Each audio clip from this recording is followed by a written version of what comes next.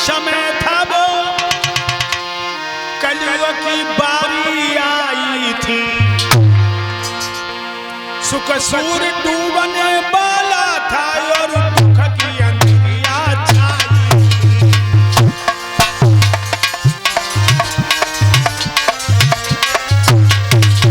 याद रखना लोगों, द्वापर का समय था, कलयुग आने वाला था, सुख रूपी सूरज सो रहे, दुख रूपी अंधेरी रात आ रही थी। जिस समय पंडवा हिमालय में गले हैं, या द्वापर था मृत सैया पर, कल बाल रूप बलने में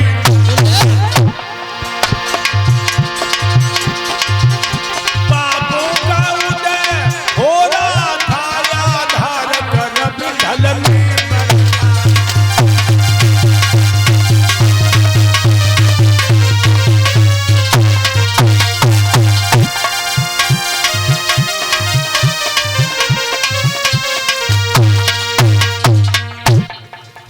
द्वापर का अंत समय था, कलयुग आने वाला था, सुख रूपी सूरज आज हो रहे थे, दुख रूपी अंधेरी रात आ रही थी। उस समय पंडवा हिमालय में गले हैं, दिल्ली का राजा परीक्षित, राजा परीक्षित एक दिन सफेद घोड़ा पर सवार होकर जंगल में शिकार के लिए चले। शानंद वो जंगल की विशद बिहारी को देखता हुआ जा रहा है।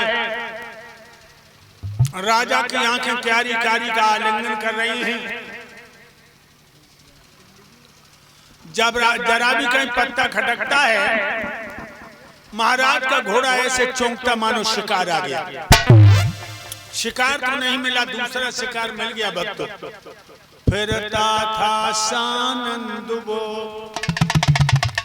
वन में दिल्ली राय, आई टकराती हुई एक सामने गाय।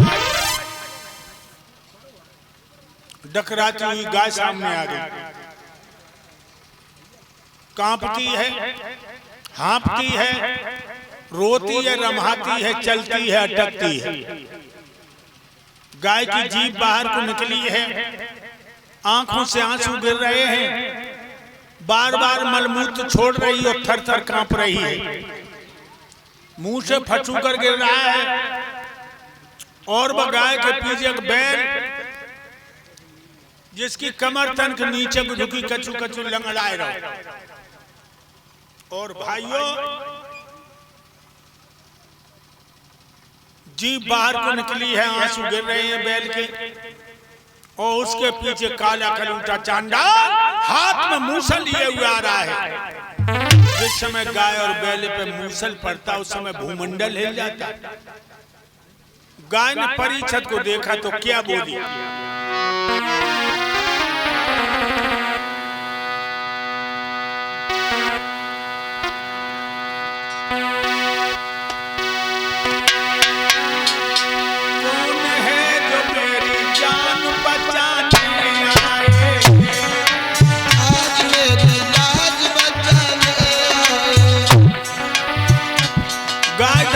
कह रही है,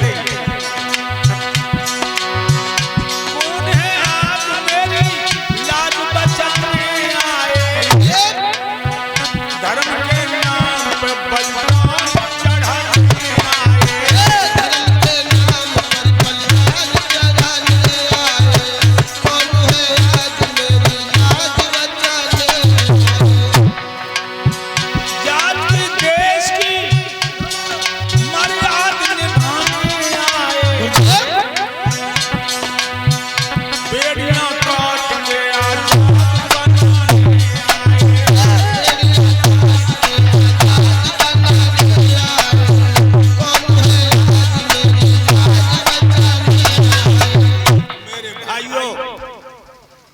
परीक्षित गूढ़ रहस्य को नहीं समझ सका, जीवों का वध करने वाला सेवा समिति सदस्य बन गया।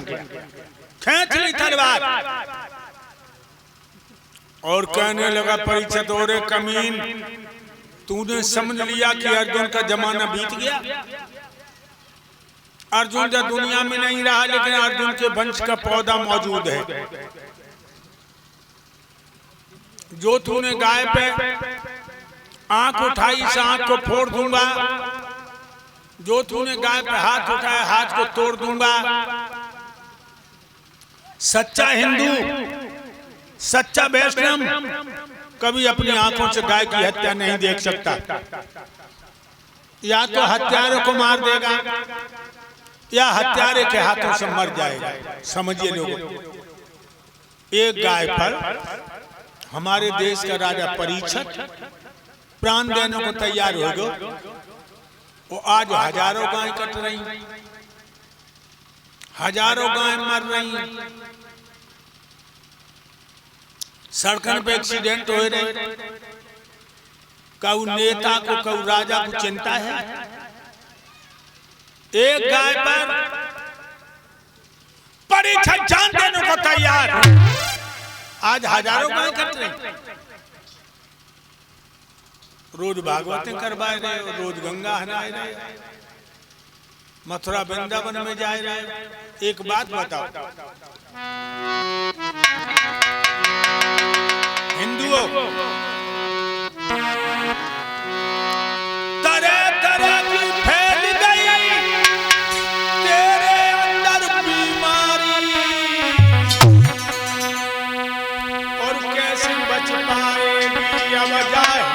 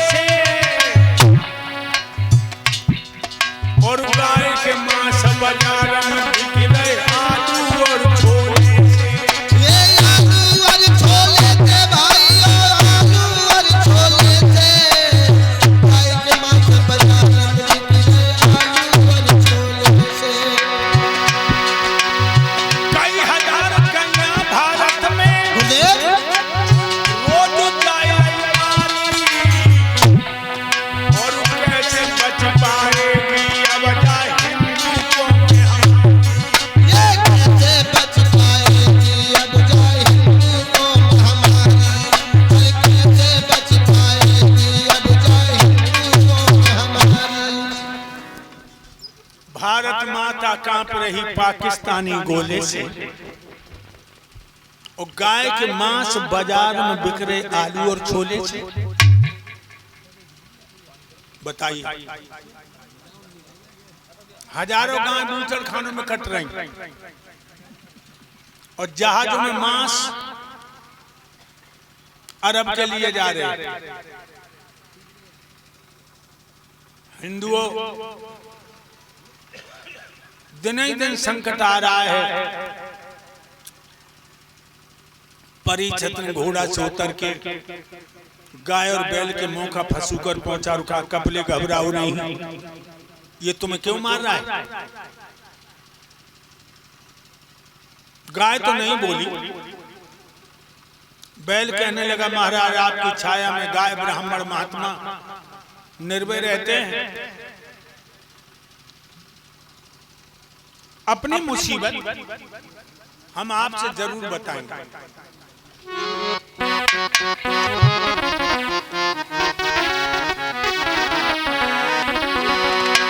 कुछ दिन के बाद जमाने की अरे हवा बदलने वाली है, अरे हवा बदलने वाली है।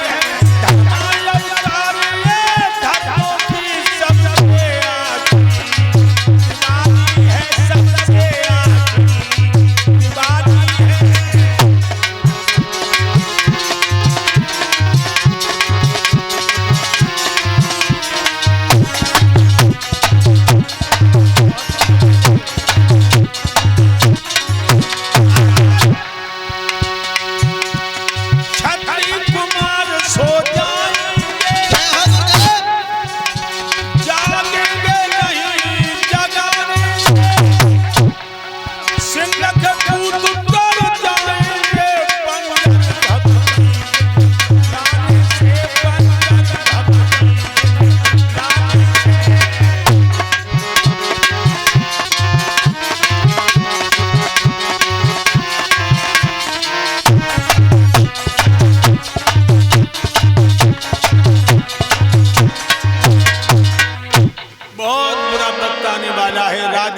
बनियों का व्यापार बन जाएगा और क्षत्रियों का अधिकार चला जाएगा। परिषद कहने लगे तुम पशु होकर मनुष्य की भाषा में बात कर रहे हो, भाई कौन हो? बैल कहने लगा महाराज जो सामने गाय खड़ी है गाय नहीं है, ये पृथ्वी है, अपनी भविष्य की बिथा को सोच के दुनिया को छोड़ के जा रही है। और महाराज मैं बैल नहीं हूं, मैं भूतल पर धर्म का आता हूं, अपनी निर्बलता के कारण मैं भी जब विश्व को छोड़ के जा रहा हूं।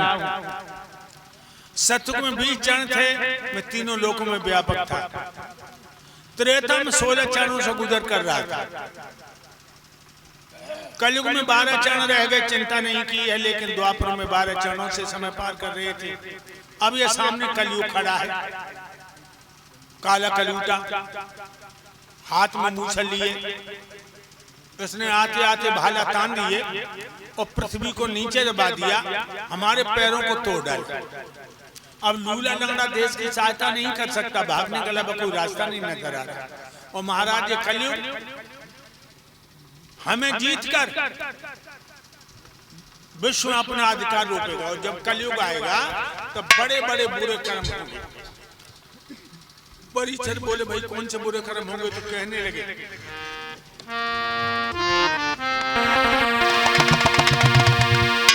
आगे वो समय आ रहा है बेटियां न कोई जानेगा।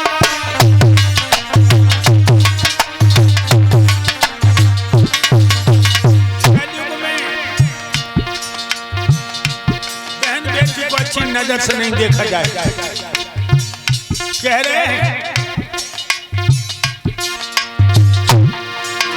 आगे वो समय आ रहा है बेटियां न कोई जानेगा, बन जाएगी पाखंडों की और धर्म न कोई मानेगा।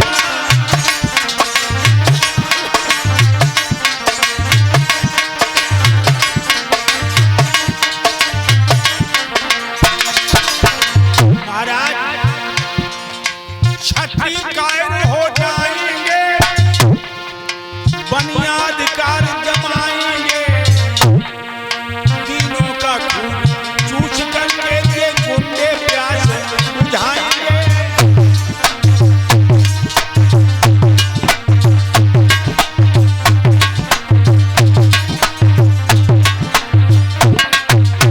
और बताओ महाराज जब कलयुग में मूर्तियां रात दिन टूटेंगी, मंदिरों में बधकर दिखाएंगे। जब ऐसी दशा राम होगी आधार कहां को जाएंगे।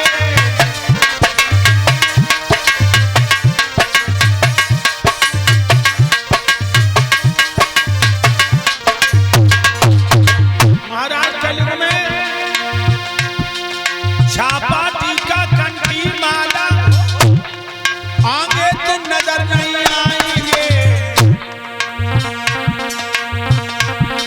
जो धर्म की बात करे गुंडायुन पे गोलियां चलाएंगे।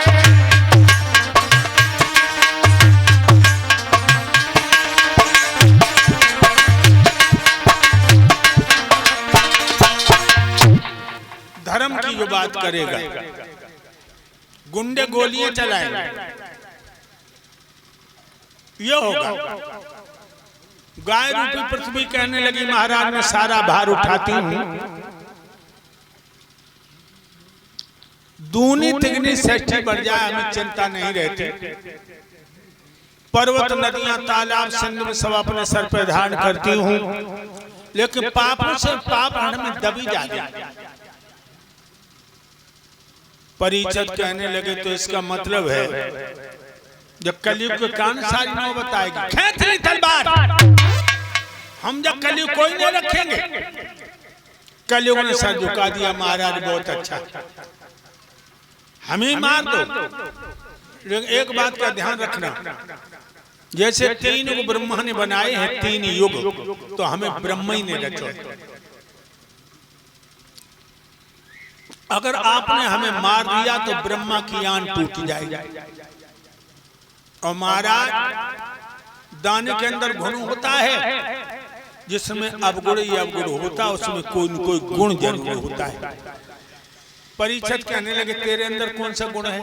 तू तो शरीरम व्याधि मंदिरम, तेरा शरीर ही बीमारियों का घर है। तो कलियुग कहने लगा महाराज गुस्ताखी माफ हो तो हम अपने गुण आपको बता दें। भाई बताओ। तो कलियुग बोला पहला गुण,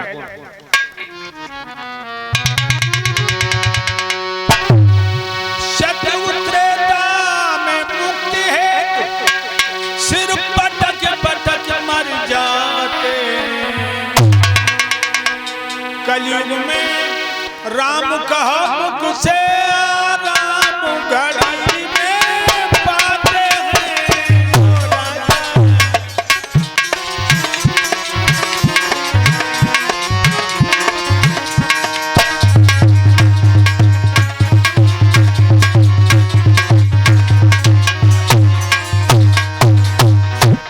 कलयुग में राम कहा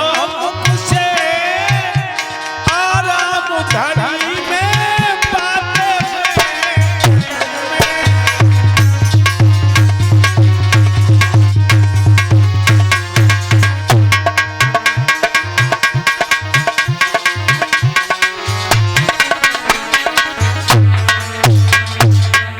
ये पहला गुण सतयुग त्रेता में बड़े बड़े महात्मा ऋषि मुनि मनीषी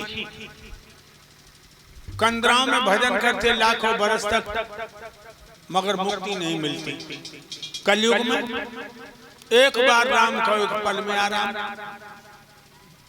दूसरा गुण है सतयुग त्रेता में किसी के प्रति बुरी भावना बना ले तो पाप लग जाए, और कलयुग में बिना करे को पाप नहीं लगे। अब आप मार दो। परीक्षित बोले खैर हम तुझे मारेंगे तो नहीं, लेकिन गाय ब्राह्मण महात्मा पर थोड़ी कृपा करो, इन्हें ज्यादा न सता। कलयुग कहने लगा तुम्हारा हमें स्थान बताओ कि मैं कहाँ रहूं। कल युग, कल माने मशीन, मशीनों का युग। अब हर काम मशीनों से हो रहा है, मशीनों से हर काम हो रहा है। जब बिजली चली जाए जनरेटर मार दो। देखिए